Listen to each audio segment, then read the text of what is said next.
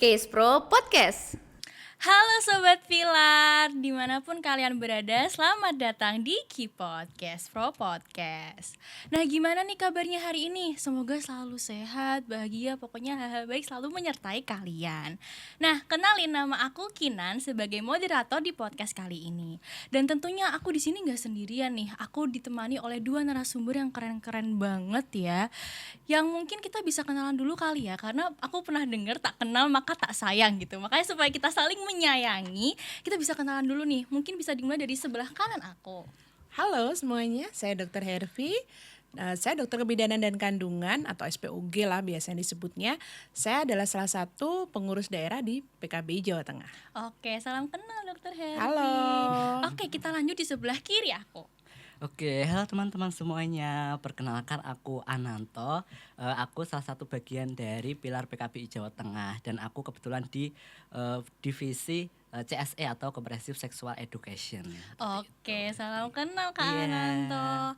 Nah, di podcast kali ini nih kita akan membahas suatu topik yang udah nggak asing lagi nih di telinga perempuan ya terutama.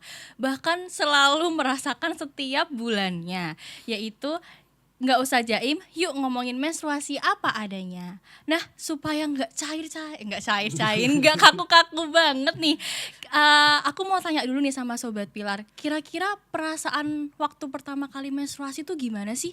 Takutkah, senangkah, atau mungkin kayak, kenapa? Karena tiba-tiba kan keluar darah ya. Nah, kalau aku sendiri tuh pas itu aku ngerasa seneng ya, karena itu aku masih kelas 5 kalau nggak salah, 5 SD, dan teman-temanku tuh udah menstruasi sejak kelas 4 SD. Jadi aku merasa FOMO, ikut-ikutan pengen kerasa besar gitu. Jadi aku perasaannya senang. Nah, kalau Dokter Hervi sendiri nih perasaannya gimana? Aduh, udah lama banget ya.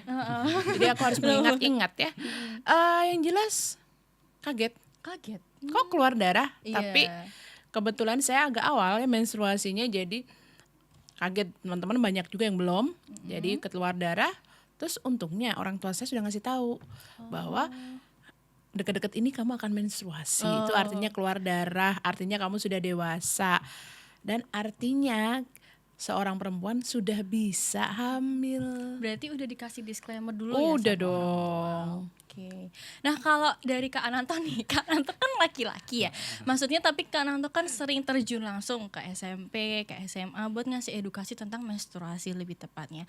Kira-kira ada pernah gak sih Kak cerita-cerita yang Kak Ananto mungkin tahu atau mungkin bisa ngasih pandangan nih? Gimana sih pemikiran laki-laki ketika mendengar menstruasi atau kalimat menstruasi itu? Oke, kalau semisal ditanya terkait dengan pengalaman menstruasi gitu ya. Kebetulan aku ini laki-laki dan aku Oke. tidak mengalami menstruasi secara langsung gitu ya. Tapi mungkin aku akan bercerita terkait dengan temuan-temuan kami ataupun Pilar PKPI ketika di lapangan gitu ya. Tapi kalau semisal kita berbicara terkait dengan temuan gitu ya, sebenarnya cukup sedih. Karena apa? Karena banyak sekali remaja-remaja di luaran sana itu yang pertama kali dia menstruasi itu dia kaget, dia nggak tahu apa-apa dan sebagainya.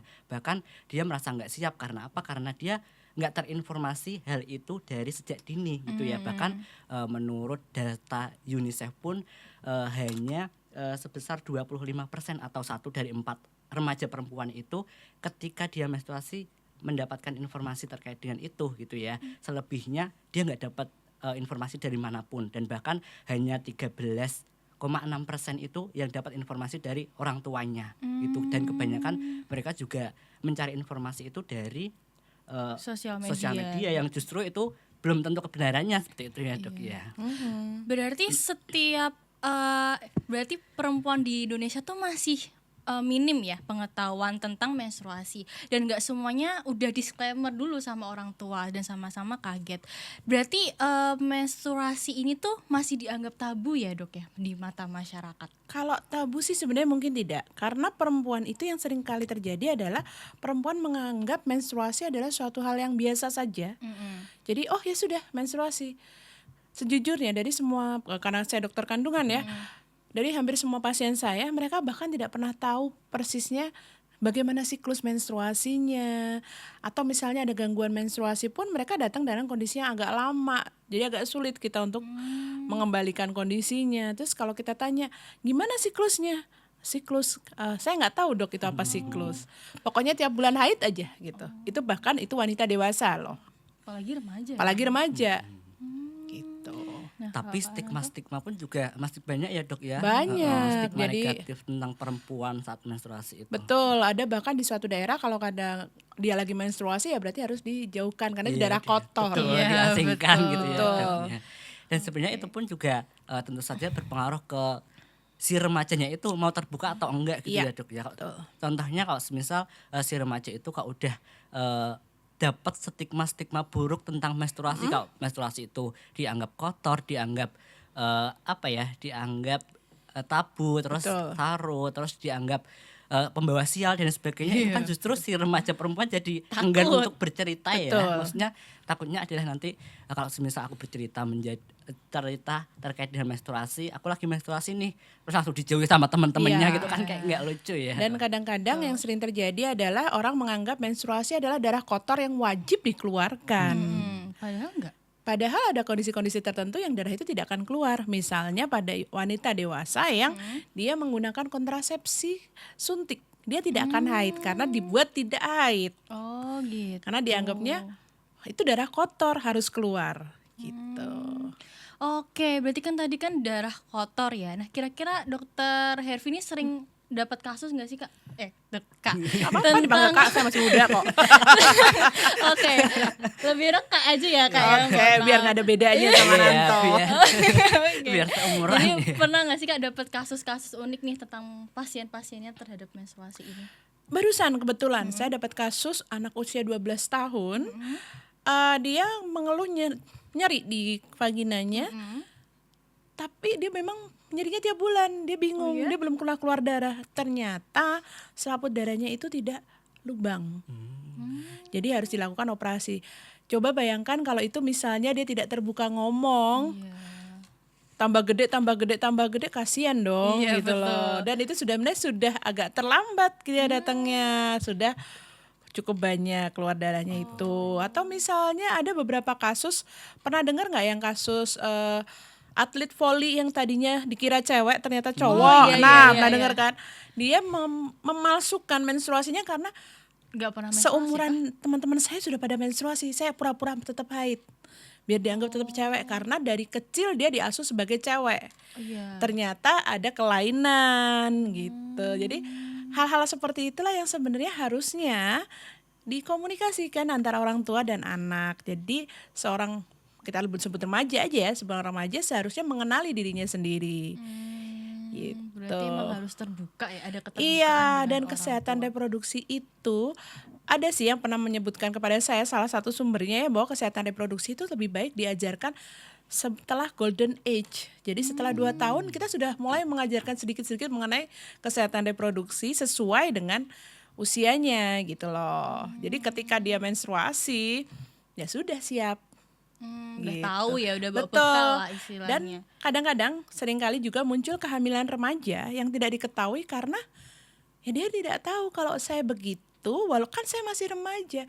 Iya, tapi bisa hamil loh gitu loh. Makanya masih banyak loh anak-anak umur 13 tahun, 14 tahun, saya masih punya pasien-pasien usia segitu yang hamil. Oh iya. Iya. Karena dia belum paham kalau paham. semisal udah menstruasi itu bisa. Betul, karena kan orang tua kadang-kadang tidak bilang bahwa ketika kamu menstruasi, kamu sudah dewasa, sudah bisa hamil. Gitu. Karena orang tua sendiri tuh masih menganggap itu, aduh sorry, nanti biar cari tahu sendiri gitu ya. Gini dokter. enggak, Bukan. nganggapnya apa ya? Itu suatu hal yang sudah biasa, wajar. Seperti kita belajar makan ya sudah makan gitu aja gitu loh. Oke. Berarti dia harus belajar sendiri. Betul. Gitu ya. Seperti halnya kita jalan ya udah nanti lama-lama juga bisa sendiri. Gitu. Tapi selain itu pun juga sebenarnya kasus anemia di Indonesia itu juga banyak Cukup ya, tinggi. Dok, ya.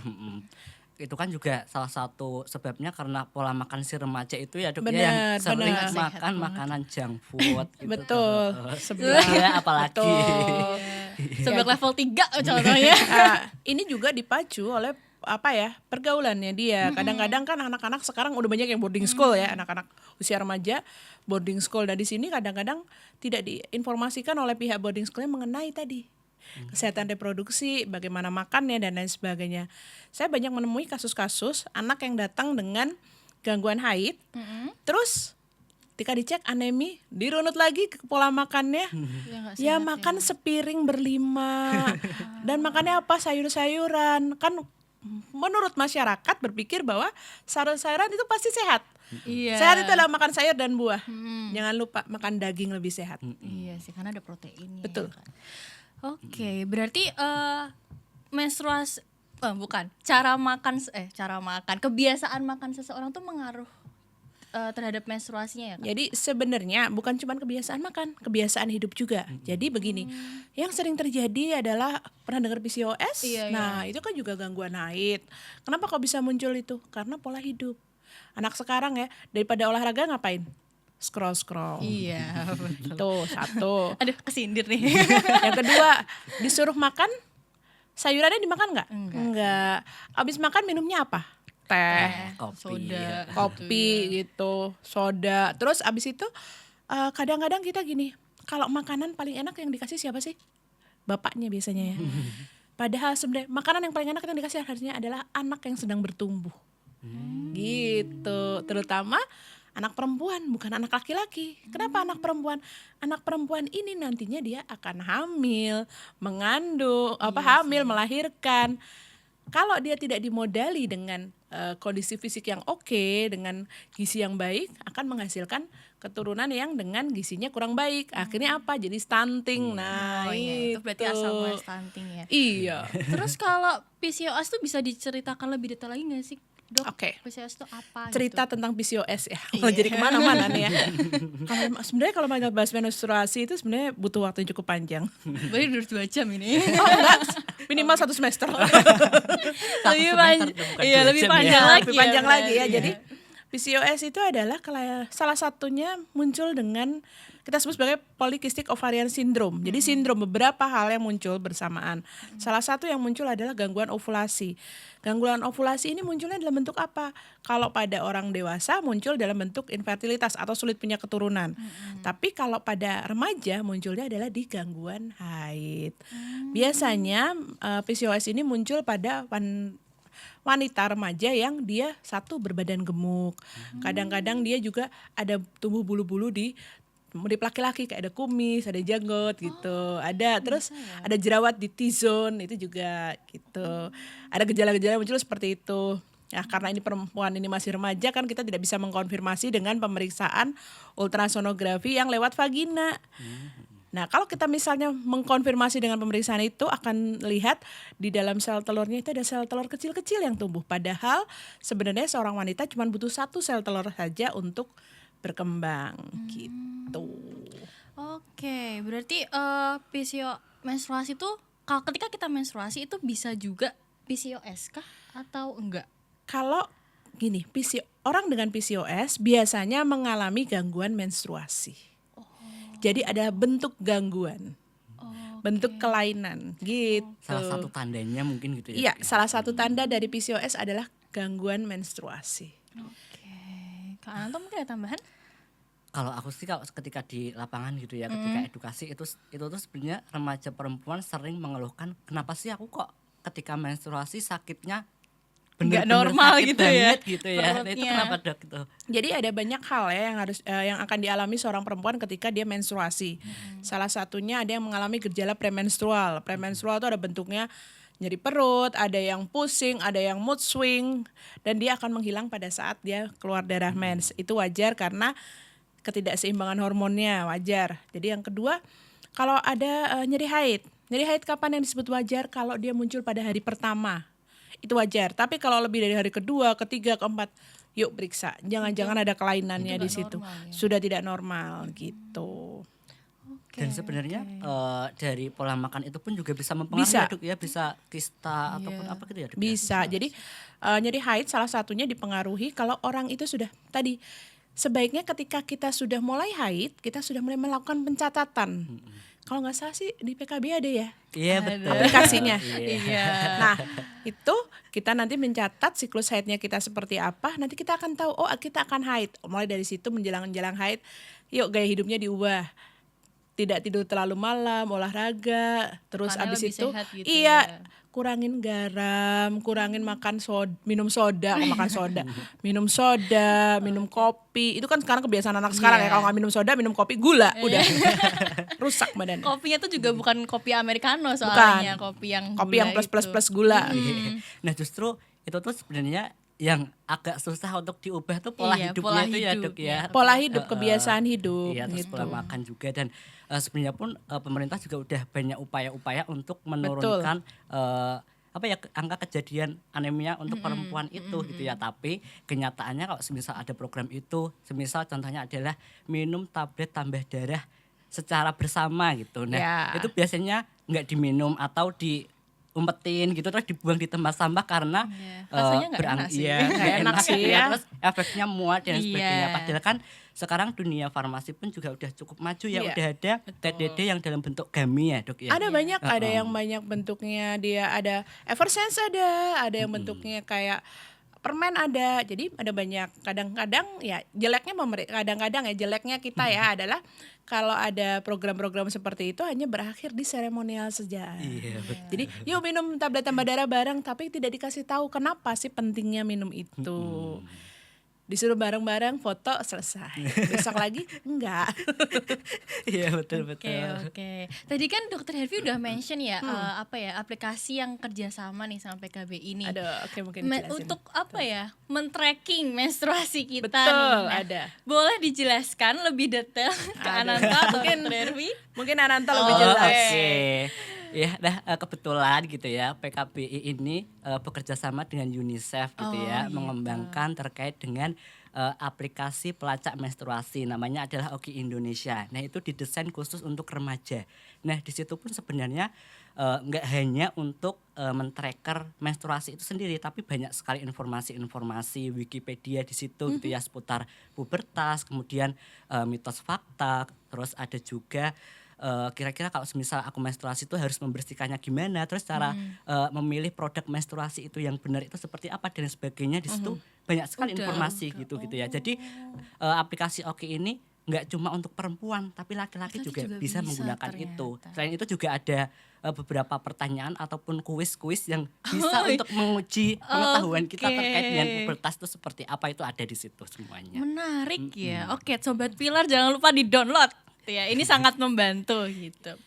Oke, Dokter Hervi mau menambahkan? Ya jadi gini, menstruasi yang pertama itu tidak akan bisa berpisah dari kata-kata pubertas. Dan tidak bisa dipisahkan dengan hal yang namanya remaja. Remaja itu kan kalau kita bilang definisinya adalah perubahan dari fase anak-anak ke fase dewasa. Yap. Ya kan? Nah, sedikit perbedaan antara laki-laki dan perempuan. Karena kalau laki-laki ketika dia mimpi basah itu baru start proses pubertasnya. Tapi pada perempuan ketika dia sudah menstruasi itu adalah akhir masa pubertasnya. Dia sudah berubah jadi wanita dewasa. Walaupun pertumbuhannya masih jadi melambat pertumbuhan perempuan itu ketika dia sudah menstruasi. Dan untuk yang melambat ini kan kita kalau misalnya nih ya tinggi badan pada saat dia sebelum menstruasi itu sebelum pubertas itu dia mungkin 150. Kalau pengen 170 ya kalau nggak dikejar dengan gizi yang baik ya nggak bisa. Nggak bisa ya. Gitu. Oke, berarti ini pengetahuan baru ya. Ternyata tuh perempuan menstruasi tuh akhir dari pubertas. Akhir dari pubertas. Ya? Bukannya kamu udah menstruasi berarti kamu udah baru gede kayak gitu. Enggak, Bukan ya. udah. Berarti Kan selama sebelum ini- menstruasi kita sudah ada pertumbuhan payudara Iya, dulu, betul. badan sudah lebih berbodi. Iya, Ya, begitu dia mulai setelah menstruasi, coba diinget-inget dulu deh kalau waktu kita sama-sama SMP, teman-teman cowok kita yang SMP, Iya. sekarang coba dia jauh lebih Iya, tinggi. lebih tinggi, betul Pertumbuhannya betul lebih betul. pesat lebih ya. Betul. pesat. Giliran teman kita yang perempuan ini ya, zaman SMP tingginya segini, sampai sekarang juga Iya, kurang lebihnya sama. ya. Oh, alah gitu. Gitu. Pengetahuan yang bagus ya, yang baru. Tante ingin menambahkan lagi? Mungkin itu ya, aku akan menambahkan terkait dengan pentingnya MKM Oh itu yang iya, diketahui betul. harus dikasih tahu sejak dini gitu Iya, ya Dok ya, betul. karena kan MKM. sebenarnya proses pertumbuhan laki-laki ataupun perempuan atau manusia itu kan terus berjalan setiap Iya, saatnya betul, ya Dok ya. Kalau betul. semisal tidak dibarengi dengan informasi yang komprehensif yang Benar. sumbernya jelas gitu kan, tentu saja juga akan berpengaruh kepada Betul. kehidupannya gitu ya Dok. Oke. Oke, berarti ini sekarang kita akan membahas tentang MKM.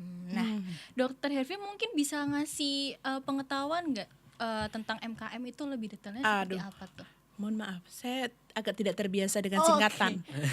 Berarti Mungkin manajemen. Ananto. Oke. Oke. Remind me please. Oke. Oke. Oke, jadi teman-teman MKM itu adalah singkatan dari manajemen kebersihan menstruasi gitu ya. Nah, gitu ya.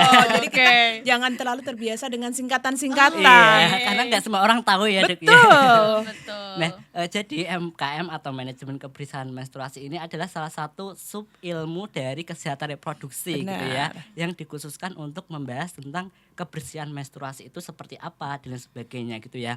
Tapi kalau semisal kita membahas terkait dengan MKM atau manajemen kebersihan menstruasi itu banyak sekali yang kita bahas gitu ya. Iya. Tadi yang udah dijelaskan oleh Dokter Hervi, kita mulai dari pubertas dulu gitu ya. Kira-kira kenapa sih kok perempuan bisa menstruasi, bisa keluar darah, itu sebabnya karena apa ya? Gitu. Iya, Terus betul. ketika udah keluar darah itu kita harus ngapain ya? Iya. Terus cara menggunakan pembalut itu yang seperti apa? Cara memilih produk menstruasi yang bagus itu yang seperti apa dan sebagainya. Kita juga membahas tentang mitos fakta yang selama ini beredar di luar sana gitu ya, dan itu belum tentu benar gitu ya. Benar. Terus kita juga membahas tentang akses fasilitas sanitasi karena kan Iya. itu juga sangat-sangat penting untuk kebersihan dan kesehatan dari organ reproduksi perempuan itu sendiri. Betul. Ya, Dok, ya. Ya, jadi bagaimana kita menjaga organ reproduksi ini sebenarnya bagaimana kita menjaga aset sebenarnya. Iya. Karena kalau organ reproduksi kita sudah bermasalah, organnya kan cuma satu. Iya. Nanti ke depannya buat tempat anak juga. Ya kan? Nanti ke depannya kalau mau kehamilan bagus, mau bisa hamil, kalau organ reproduksinya bermasalah pasti akan Susah tidak ya. gampang. Kalau tidak gampang bagaimana? Pasti membutuhkan biaya dan waktu itu. Betul, dan selama ini pun MKM masih dianggap tabu ya, masih oleh Iya. masyarakat sana. Padahal kan MKM itu sangat-sangat penting ya untuk diketahui, apalagi si perempuan ya, Dok, ya. Betul. Karena ternyata lebih dari 60% remaja itu masih belum bisa menerapkan MKM itu dengan itu. baik gitu. Betul. Oke. Jadi bukan cuma remaja ya, sebenarnya orang dewasa pun banyak yang tidak mengerti bagaimana menjaga kebersihan, bukan hanya pada saat haid, tapi menjaga organ reproduksinya seperti apa, itu bingung. Apalagi banyak sekali hal-hal yang beredar di luar. Iya. Ada produk ini kata influencer ini bagus. Iya, iya. Ada produk itu kata ini bagus. Ya namanya juga orang jualan pasti bilangnya bagus semuanya. Semuanya bagus ya, nggak ada buruknya Padahal gitu. produk-produk itu kan justru bisa, kalau misal nggak cocok kan bisa menimbulkan Iritasi Penyakit, biasanya. bukan terus cuma sekedar keputihan iritasi, gitu. banyak sekali penyakit yang bisa muncul. Dan sebagai perempuan ada, karena kesulitan kita sebagai perempuan adalah organ reproduksi kita ada di dalam. Jadi kalau kita tidak jaga, kita tidak treat dengan baik, kita akan kesulitan untuk tahu apakah kita sedang dalam kondisi sakit atau tidak. Oh iya sih, Ya kan? betul. Kalau kita taunya dalam kondisi sakit sudah terlambat, baru muncul gejala biasanya. Iya. Nah, Udah terlambat ya hitungannya ya. iya, kalau muncul gejala itu biasanya ada, ini mungkin sudah lama ini, ada masalahnya sudah lama nih. Kadang-kadang ya itu lagi ya, kembali lagi orang-orang selalu berpikiran menstruasi, hamil, melahirkan itu suatu hal yang biasa kepada manusia. Jadinya tidak dianggap harus diperhatikan. Oke. Nah, ngomong-ngomong soal sanitasi nih, Dok. Tadi kan Dokter Hervi bilang kalau banyak banget ya produk sanitasi menstruasi itu yang termakan marketing lah istilahnya. Betul. Nah, kira-kira ada nggak sih, Dok, tips and trick supaya kita bisa memilih sanitasi menstruasi itu dengan sangat baik? Mungkin biar nggak nggak luka lah istilahnya. Intinya satu, organ reproduksi itu adalah, sorry ya kita sebutnya vagina dan labia itu adalah bagian dari kulit yang paling sensitif dari tubuh kita. Jadi jauh lebih sensitif dari muka. Nah, apa produk yang kita pakai di muka? Berarti kan produk yang kita pakai di muka adalah produk yang tidak mengandung parfum ataupun bau ataupun zat penambahan, ya kan? Kalau di muka aja pakai kayak begitu, ngapain di bawah pakai macam-macam? Iya sih, betul. Ngapain pakai pewangi, pakai produk yang dengan apalah tambahan ini itu gitu kan? Tuh, satu.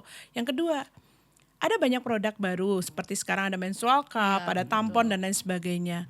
Kalau ingin menggunakan sebaiknya dikonsultasikan dulu.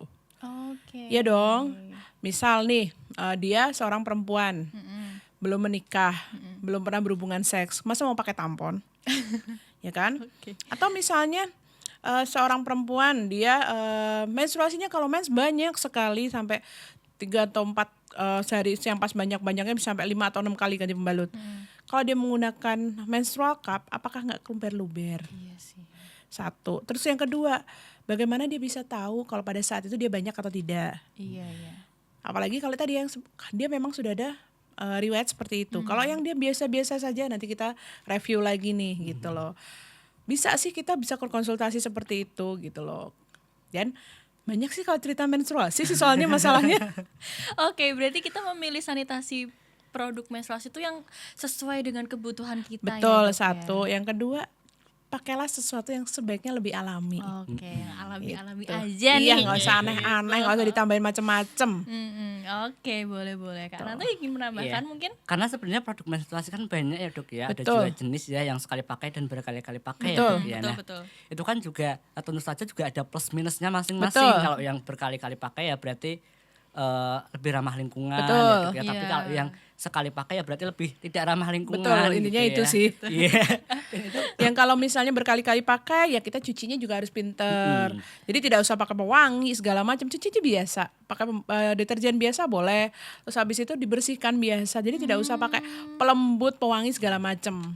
Nah, itu juga sebenarnya perlu Tapi diperhatikan. ada produknya loh, beda-beda produk Iya. soalnya. Tergantung produknya. Iya, Betul. dan perlu diperhatikan juga kondisi lingkungannya itu seperti apa. Benar, Apakah airnya seperti air apa? bersihnya, terus dia memang ada banyak air bersih yang tersedia apa enggak, karena kan Gitu. setiap daerah beda-beda ya Dok ya, Benar. dan itu permasalahannya juga beda-beda juga Iya gitu. betul, dan mungkin gini, biasanya ada produk-produk itu kalau apalagi yang reuse kayak gitu ya, pasti ada bagaimana cara kita men-treat produk itu. Iya, betul. Contohnya kayak menstrual cup gitu mungkin harus direbus. Nah, tergantung Tuh, tergantung lagi. tergantung Oke. produknya apa. Oh iya sih. Ya kan tergantung dia dari latex kah, Iya dari silikon kah. Ya kan nanti tergantung, makanya dia biasakan untuk membaca tagnya. Oke, literasi jangan lupa Betul. teman-teman. Jadi biasakan untuk membaca tagnya karena kan di setiap produk apapun, even baju, kita kan juga Iya pasti ada sih. tagnya cuci pakai apa, boleh disetrika atau tidak Boleh pakai mesin gitu. cuci atau enggak gitu. Betul, betul. Berarti lebih peduli sama membaca aja di lebih Literasi. Oke, tadi kan kata Kak Ananto kan MKM kan ada banyak ya. Manajemen kesehatan menstruasi. Nah, ada lupa nih. Nah, tadi kan udah bahas sanitasinya, terus baik apa enggaknya. Kita akan membahas mitos atau fakta nih. Oke. Wow. Ini pasti udah banyak pro kontra sih. Kira-kira Dokter Evi sering mendengar mitos-mitos apa nih? Banyak sih. Apa aja tuh? Boleh Misalnya disebutkan? gini, paling simpel adalah kalau lagi menstruasi nggak boleh cuci rambut. Oh, Ampun, itu tolong. itu Parah gimana banget. tuh, Kak? Karena begini, orang menstruasi itu apa sih? Kita satu, hormon kita lagi naik. Iya, betul. Tubuh kita lagi ngeluarin keringat lebih banyak, lebih gampang lepek, lebih berkeringat, lebih kotor dan lembab dan lain sebagainya. Kalau kamu nggak mandi nggak keramas rasanya kayak mana? Lengket pasti. Lengket dan kotor. Dan jangan lupa yang namanya darah itu adalah tempat yang bagus untuk pertumbuhan kuman. Betul. Gitu. Oke, Kak Ananto ingin menambahkan? Kalau yang sering aku dengar gitu ya terkait dengan mitos di lapangan gitu ya, Iya, itu tuh oke. kalau semisal pembalutnya itu tidak dicuci nanti akan diikutin setan gitu. Diminum sama kuntilanak. Nah, Iya. Betul, nah itu gimana Dok? itu gimana, Dok? Iya, itu kan berkaitan dengan bagaimana kita men-treat lingkungan. Betul. Sebenarnya mau dicuci nggak dicuci, sekarang ini airnya gimana? Iya. Iya sih. Terus ada nggak kalau kita habis cuci, kita cuci tangan tidak? Ya kita harus melihat-lihat juga, ngebuangnya juga gimana gitu kan. Jangan sampai yang jadi tukang sampah mengambil barang yang Kotor tadi ya? kotor, gitu. Itu kan hal privasi ya, Mas. Iya. Nah, ada nggak sih, Kak, atau mungkin dokter nih tips and tricks ketika kita ingin membuang sanitasi itu gimana? Ini tadi. Kita lihat lingkungannya ya. Iya Gini. betul. Mungkin pembalut ya. Pembalut itu kan ada sekali pakai itu kan bisa dilipat, nggak usah Betul. dicuci gitu. Itu benar kah? Iya benar, sebenarnya lebih baik tidak dicuci dulu Jangan ya. dicuci, Dok, ya. jadi Langsung dilipat dilipat. bagian kotornya ada di dalam. Jadi kan bagian kita tidak memegang bagian kotor. Oke. Atau kalau enggak kan kita berganti ya. dilipat, ditaruh di tempatnya yang sisa yang tadi kita mau pakai, Mbak. Biasanya atau pakai dibungkus plastik sih. koran atau plastik, Plastik. gitu ya, Ada yang Dok. plastik khusus yang buat bungkus ini, tapi kan sebenarnya kalau kita pakai plastik susah terurai. Iya betul. Sama aja ya. Better tadi Limbah. kita nggak menambahkan limbah lain-lain lagi, tadi digulung, masukkan ke bekas tempatnya dia tadi. Tapi intinya tempat sampahnya harus dipisah ya, Dok ya. Betul, jangan dicampur dengan misalnya nih, ini kan sekarang lagi musim pilah sampah ya. Jadi jangan dicampur dengan misalnya sisa-sisa botol air mineral yang bisa diambil, sayang. Sebenarnya kalau bahas tentang produk menstruasi kan berkaitan dengan lingkungan banget ya, Dok. Ya, dan itu sangat panjang karena sangat berkaitan ya. Kalau semisal dia ganti pembalut ya berarti harus diperhatikan cuci tangannya, harus betul. pakai air mengalir dan sabun gitu ya. Terus kan kalau semisal tadi memilih untuk pembalutnya dicuci dulu, itu kan nanti akan ada bahan-bahan kimia Iya yang sih. dia ikut Tercecer. betul, betul, ikut betul. keluar Oke. gitu dan sebagainya. Oke, terima kasih. Yang penting apapun kalau membuang produk tadi ya, cuci tangan. Oke. Jadi jaga kebersihan, cuci tangan, dan misalnya sebelum dan sebelum berganti, cuci juga di alat kemaluannya, dibersihkan juga. Jangan asal berganti tapi tidak membersihkan alat kemaluan, sama aja dong. Oh, gitu. Biar nggak ada kontaminasi silang ya Betul, dari- kan tadi udah dari barang tangan. kotor udah disingkirin, kita mau pakai barang bersih, maka masa ada sisa-sisa barang kotor. Oke. Ini aku mau tanya nih, tapi kayaknya agak melenceng sedikit. Nah, ini kan banyak banget ya, Kak, produk-produk sabun untuk mencuci alat kelamin kita nih. Itu bagus gak sih? Karena apa ya? Lagi-lagi termakan marketing itu. Betul. Jadi sebenarnya begini, alat yang namanya vagina itu memiliki kuman yang memang murni asalnya dari tubuh kita. Kalau itu dicuci bersih pakai pembersih kewanitaan macam-macam itu, tubuh kita merasa bahwa ada sesuatu yang kurang di dalam situ. Oh. Kita akan memproduksi lagi lebih banyak. Kalau memproduksi lebih banyak sedangkan yang dicerna berkurang, yang ada apa? Keputihan. Malah jadi sakit. Jadi kalau memang membersihkan alat kemaluan, boleh pakai sabun boleh, tapi nggak usah masuk. Karena yang kuman-kuman itu masih ada, harus nongkrong di situ. Karena dia memang tempatnya di situ. Emang di Dan situ. jumlahnya cukup segitu, jangan berlebihan. Gitu. Gitu. Kan gimana, Kak? Dan satu lagi sih, Oke. yang namanya vagina itu emang lembab. Jadi jangan diharapkan kering. Oke. Berarti emang ketika kita habis buang air kecil tuh jangan terlalu kering gitu. Apa Iya, gimana? kalau di luarnya harus kering. Harus kering, tapi di Kan dalamnya di nggak boleh di ya? labia, di bibir kemaluannya memang harus kering, tapi di dalamnya itu memang nggak boleh kering. Kadang-kadang kan ada orang yang bilang harus keset gitu kan. Iya. Enggak.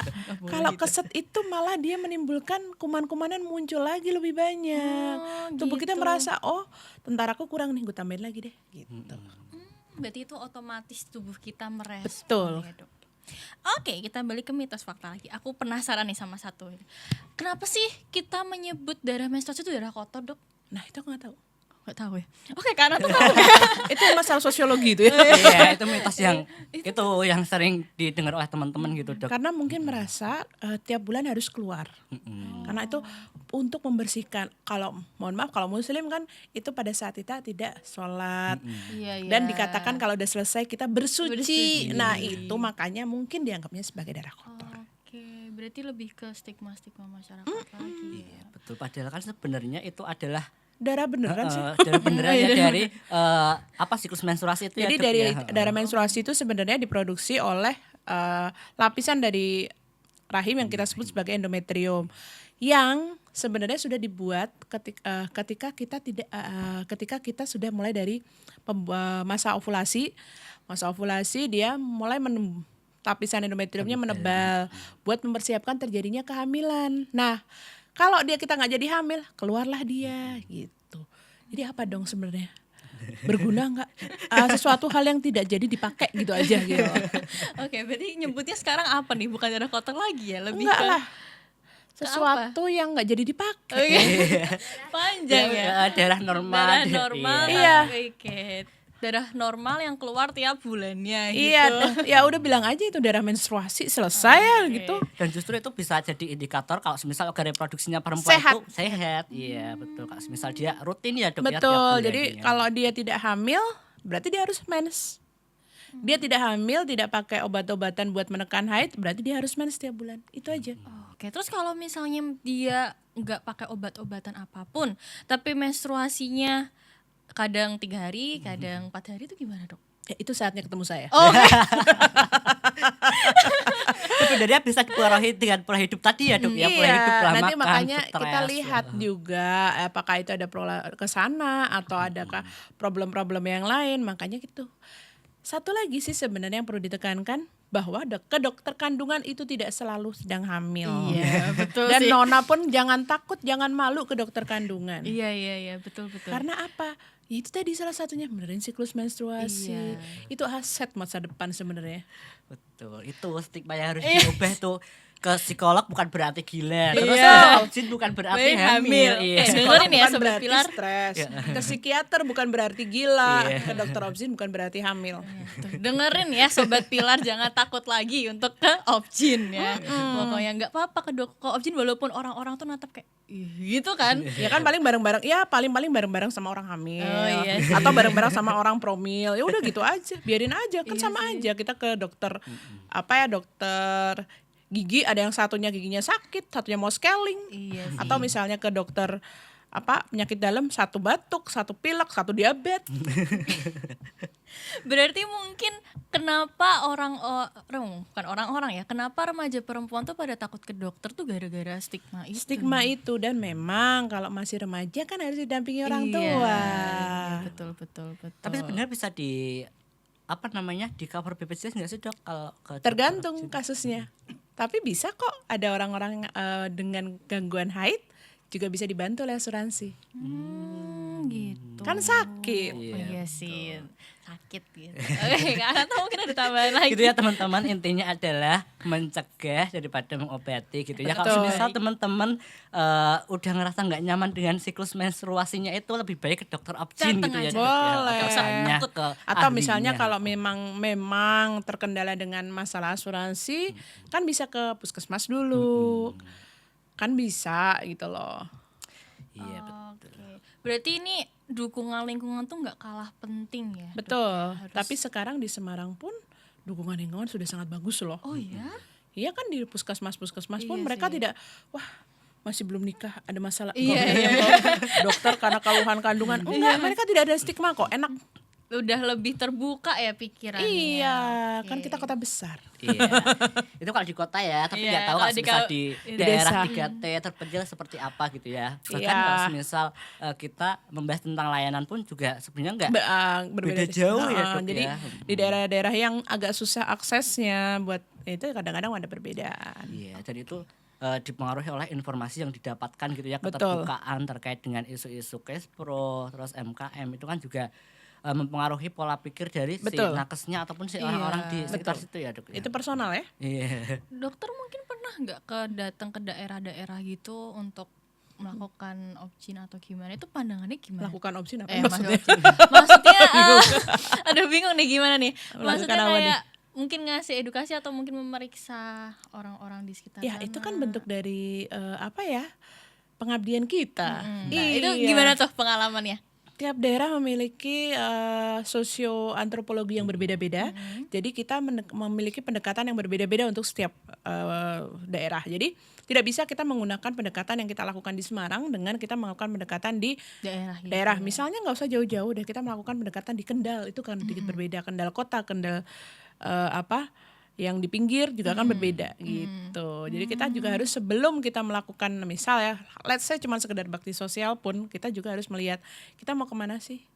Oh lingkungannya seperti ini nih gitu. Berarti harus observasi dulu. Betul. Intinya kan kita memang harus observasi, analisis baru bertindak, bukan dibalik. Oke. Ingat tuh Sobat Pilar. Karena tuh ingin menambahkan lagi? Cukup sih. Cukup. Oke. Nah, tapi kan walaupun Semarang dokter kan udah maju ya, Sudah lumayan maju.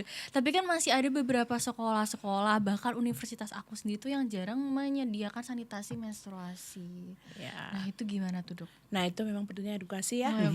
Nggak usah sanitasi menstruasi, bagaimana public space untuk menyediakan untuk kebersihan terkait dengan alat reproduksi ya, misalnya untuk toiletries itu juga nggak semuanya toiletries bersih ya. Iya, betul. Itu ya, misalnya kan pernah dikatakan bahwa di SPBU pasti bersih, tapi ternyata nggak semuanya juga.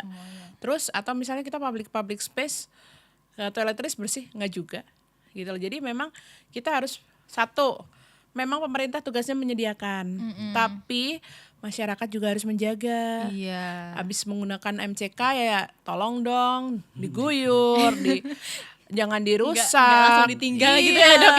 Dan misalnya tadi ya manajemen kebersihan menstruasi ya, termasuk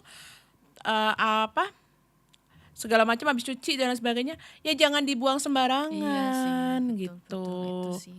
Dan mungkin kita juga harus meminta mungkin dari semua tempat di MCK itu ada minimal 2 tempat buat buang. Iya, betul. Satu buat buang tisu, satu buat buang Balut. pembalut. Itu kayaknya udah banyak deh sekarang di mall-mall gitu. Iya, di mall-mall. Beda ya di mall. Itu MCK-nya bagus.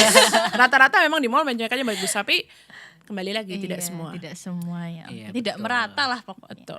Kan? Dan bahkan kalau semisal di sekolah pun sebenarnya itu kan remaja itu sering berkegiatan di rumah dan di sekolah ya, Dok ya. Betul. Nah di sekolah itu pun juga MCK-nya kurang bagus, betul. banyak. Air bersihnya nggak mengalir, Betul. kurang, terus tidak ada tempat sampah tertutup. Betul. Jadi makanya biasanya kok ada yang buang sampah di di kloset, Iya. terus Iya. jadi Mampet kan? Mampet, nah terus Itu akhirnya karena itu rusak. karena malu nggak ada tempat sampah tertutup. Iya, dan itu kakinya jadi rusak kan. Dan apalagi itu kembali lagi public space, penggunaan jamban itu MCK itu kadang-kadang tidak sesuai dengan jumlah. Jadi misal let's say kita sebut sekolah yang kadang-kadang memiliki siswa 400 sampai 500, MCK-nya cuma minimal kayak 10 atau 15 saja. Berarti benar-benar masih terbatas ya. Ya, itu kembali lagi ya kepedulian dari penyelenggara public space seharusnya menyelenggarakan. Oke. Pernah nggak sih Dokter Hervi sama Kak Ananto kan sama-sama udah pernah terjun ke lapangan nih. Ada nggak kasus-kasus yang mind blowing atau mungkin kayak belum terpikirkan sebelumnya nih ketika visit gitu atau mendatangi tempat-tempat daerah-daerah gitu? Apa sih ya yang agak mind blowing Ada nggak? berhubungan dengan menstruasi gitu? Iya. Atau mungkin iya. Ya apa ya? Banyak mitos itu aja sih ya. Paling inget nih mitos-mitos apa yang paling kayak gitu. Paling kayak kok bisa sih gitu. Ya itu tadi salah satunya. Yang keramas itu ya. Nggak jaga kebersihan pada saat haid. Kalau dari aku mungkin itu ya, maksudnya di kota dengan di desa itu sangat-sangat beda sekali. Maksudnya kalau misal kita edukasi di kota, udah ada banyak remaja-remaja yang memang udah tahu gitu ya dari orang tuanya yang memang orang tuanya itu terbuka terkait dengan hal itu. Tapi kalau misal kita edukasi di benar-benar di desa gitu ya yang jarang mendapatkan informasi itu, si remaja itu bahkan benar-benar dia nggak tahu loh. Maksudnya kalau misal besok itu dia akan mengalami menstruasi. Oh, Dia itu iya? nggak tahu sama sekali. Bahkan dia juga nggak paham kalau misal kita itu sebagai remaja tentu kan akan ada banyak sekali perubahan pubertas dan sebagainya. Itu sangat-sangat menurutku sangat-sangat kesenjangan sosialnya terlihat banget gitu terkait dengan informasi Iya, itu. kalau di desa dianggapnya ya setiap step kehidupan ya udah jalan aja, Iya. jalannya seperti itu. Nanti akan tahu sendiri gitu ya. Akan tahu Dok, ya. sendiri. Salah satu hal yang mind blowing buat saya adalah kemarin ada pasien saya kebetulan dia sulit punya keturunan. Oke, Gitu kan kedatangannya karena sulit punya keturunan. Ternyata hubungan seks suami istri, suaminya salah tempat. Lucu ya. Oke. Penting, bukan lucu itu penting. Itu Iya, pentingnya edukasi edukasi. pro. Iya. Oke, itu penting banget. Oke. Jadi dianggapnya ketika pada saat sebelum penetrasi kan memang Iya. ada respon dari perempuan ketika di daerah-daerah erektil kita sebutnya seperti itu, dianggapnya sudah masuk, padahal belum. Padahal belum. Nah itu kembali lagi edukasi, bahwa edukasi karena menganggap organ reproduksi itu adalah hal yang tabu. Iya, betul. Itu dan mulai sekarang yuk kita biasakan bilang penis ya penis, vagina ya vagina, bukan dengan bahasa-bahasa yang aneh-aneh itu. Betul. Itu nih sebenarnya banyak sekali juga kasus terkait dengan kehamilan tidak diinginkan ya, Dok, ya, Banyak. karena remaja itu belum tahu kalau misal dia udah menstruasi, yang laki-laki udah Mimpi basah. Mimpi basah, kalau bisa semisal hubungan seksual, hamil. itu banyak sekali kasus kayak gitu ya. Banyak. Kadang ya itu tadi karena temen nyobain Ikut-ikutan ya. Nah, cobain ya karena gini, secara pendidikan memang kan kita sudah diajarkan mengenai biologi ya sejak awal gitu, setahu saya ada sekarang anak-anak kelas 5, kelas 6 aja sudah diajarin mengenai organ reproduksi. Cuman mereka tidak diajarin bagaimana konsekuensinya dari itu. Iya, betul. Jadi kayak asal-asal aja gitu ya. Ya kan yang ngajarin juga gurunya. Gurunya sekarang karena di era sekarang jadi guru itu tidak gampang. Iya, betul. Salah dikit diprotes orang tuanya. Jadi kalau dia merasa bertanggung jawab terhadap siswanya juga sekarang, daripada saya begitu nanti dikira terlalu mengganggu privasi siswa, orang tuanya marah, ya udah nggak usah. Wah, tidak terasa nih kita sudah di penghujung acara. Mungkin bisa ke Dokter Hervi atau mungkin Kak Ananto kasih closing statement nih satu-satu nih. Oke, kan Ananto dulu deh Oke. kayaknya. Oke, Kak Ananto dulu. Kalau aku gitu ya Dok ya, mungkin karena aku sering di lapangan gitu ya dan menemukan banyak sekali kasus-kasus terkait dengan kurangnya informasi terkait dengan kesehatan reproduksi itu gitu ya. Jadi perlu banget teman-teman dukungan dari orang tua, dari lingkungan, dari teman-teman di sekitar kita terkait dengan keterbukaan kita membahas tentang kesehatan reproduksi itu. Maksudnya kalau semisal di rumah kita dapat ruang untuk bercerita, ruang nyaman untuk bertanya kalau semisal kita ada apa-apa terkait dengan menstruasi. Terus keterlibatan dari laki-laki ataupun perempuan juga itu sangat perlu gitu ya. Contohnya adalah kalau semisal di rumah ya berarti dibantu untuk menyiapkan pembalut ketika mau menstruasi dan sebagainya, ataupun kalau semisal itu ya anak-anak kecil gitu. Nah, biasanya aku dulu juga sering disuruh untuk membelikan pembalut di warung. Nah, itu kan juga itu salah satu mungkin hal-hal kecil tapi justru itu yang membuat kita jadi nggak tabu atau nggak malu, dan bahkan ketika membahas tentang menstruasi pun ya udah gitu. Jadi itu adalah ilmu yang sangat bermanfaat gitu teman-teman. Dan harus di-share kayak gitu. Iya, Betul. betul. Kalau saya sih gini ya, yang jelas menstruasi itu adalah salah satu fase dalam kehidupan kita yang menunjukkan bahwa tubuh kita sehat. Satu. Yang kedua, kita harus mengenali dengan betul tubuh kita. Yuk mulai sekarang aware tentang tubuh kita. Menstruasi itu bagaimana, terus siklusnya bagaimana, lakukan pencatatan, peduli terhadap diri sendiri. Itu. Jaga kebersihannya kan juga bentuk dari peduli terhadap diri sendiri. Betul. Oke, berarti statementnya itu mengenai bahwa kita tidak boleh takut menganggap menstruasi itu tabu. Betul. Ya, oke. Ada tambahan lagi? Itu aja cukup kayaknya. Nanti mungkin kapan-kapan lagi bicara lebih panjang karena bahasan ini cukup banyak. Oke. Dan sebenarnya cukup menarik ya Dok ya kalau bisa bahas ini ya. Oke, nah teman-teman Sobat Pilar, kalau misalnya masih penasaran nih gimana pengen tahu tentang menstruasi lebih dalam lagi atau mungkin mau curhat-curhat, bisa datang ke kantor PKBI Jawa Tengah tuh di Jalan Jembawan Raya nomor 8 Kalibanteng Kulon. Atau mungkin kalau misalnya teman-teman atau Sobat Pilar takut nih untuk datang langsung, kalian bisa cek IG @pilar_PKBI. Nah di situ tinggal klik aja, di situ ada nomor CP-nya, teman-teman bisa chat di situ. Di situ juga ada sobat sambat, ada 2 yang pro sama enggak. Kalau teman-teman mungkin masih mau tanya-tanya, coba-coba mungkin teman-teman bisa coba sobat sambat yang biasa karena itu enggak bayar kayak gitu, free kayak gitu.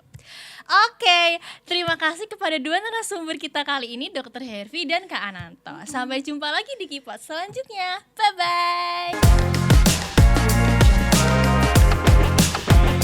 Case Pro Podcast.